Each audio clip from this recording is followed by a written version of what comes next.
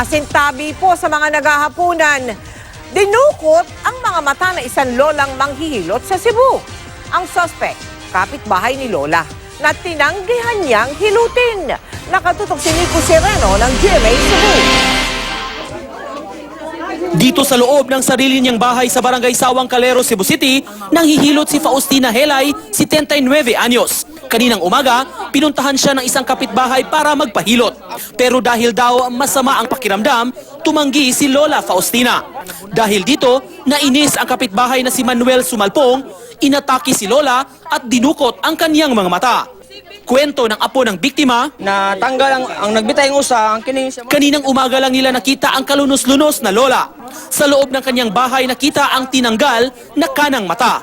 Ang kaliwang eyeball, bagamat nadukot din, nakakabit pa ng bahagya. Sa follow-up operation ng pulisya, natunton sa palengke ng Tabuan ang suspect. Sabi ng isa sa mga tumulong sa pagsukol sa suspect, nagpupumiglas ang lalaki nang hulihin. Ang mga tao sa lugar, hindi nakapigil ng malaman ang ginawa ng suspect, kaya pinagtulong-tulungan nilang bugbugin ito. Sugatan sa ulo at kasalukuyang nasa ospital ang suspect.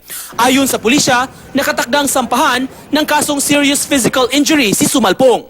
Mula sa Cebu, Nico Sereno, nakatutok 24 oras.